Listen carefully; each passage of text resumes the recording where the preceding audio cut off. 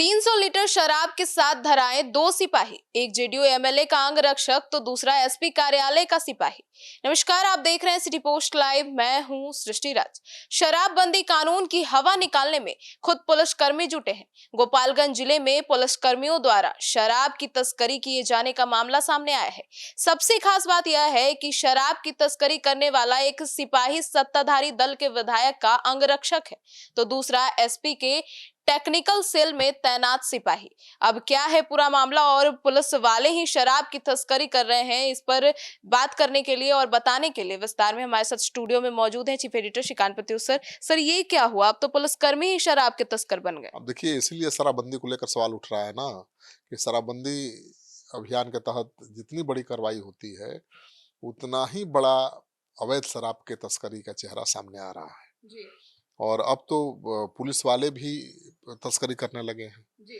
बिहार में पूर्ण शराबबंदी को लागू करने की जिम्मेवारी किसके कंधे पर है? पुलिस वालों के कंधे पर। जी। और वहीं अब इस अवैध धंधे के सारथी बन गए हैं, वहीं तस्कर बन गए हैं।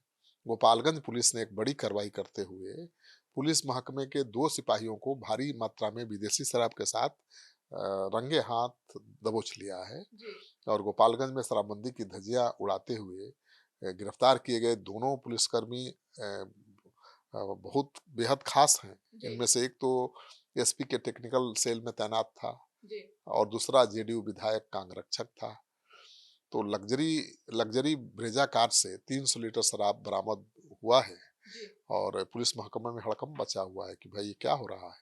बिहार में तो शराब की तस्करी खुद पुलिस वाले कर रहे हैं, जी। विधायक के अंगरक्षक कर रहे हैं, एसपी साहब के दफ्तर में काम करने वाले सिपाही कर रहे हैं।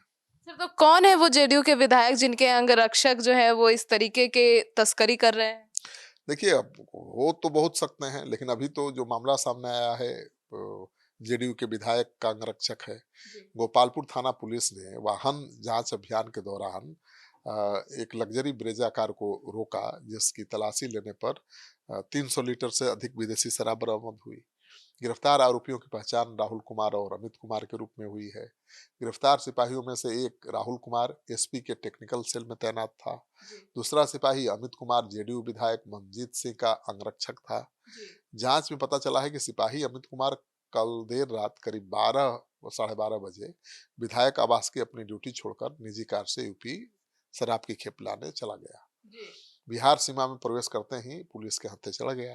अगर नहीं पकड़ा जाता तो ऐसे ही करता रहता और पता नहीं कितना दिन से कर रहा था।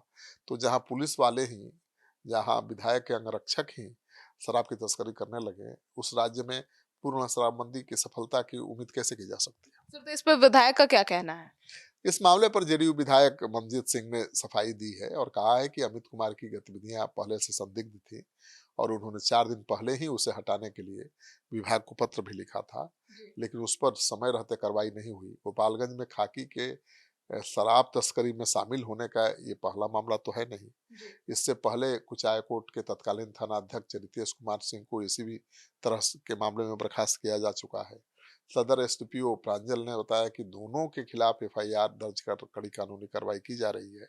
और बहुत ऐसे थानेदार हैं, बहुत ऐसे पुलिस वाले हैं जिनके खिलाफ शराबबंदी को फेल कराने के आरोप हैं, जिनके खिलाफ शराब की तस्करी करने के आरोप हैं, जिन पर शराब तस्करों का साथ देने का आरोप है।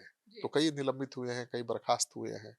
तो इसीलिए सवाल उठ रहा है ना कि भाई ये किस तरह की पूर्ण शराबबंदी है, जहाँ पर खुद पुलिस वाले, जिनके कंधे पर शराबबंदी को सफल बनाने की जिम्मेवारी है, वहीं शराब की तस्करी कर रहे हैं, वहीं शराब तस्करों को संरक्षण दे रहे हैं। जी।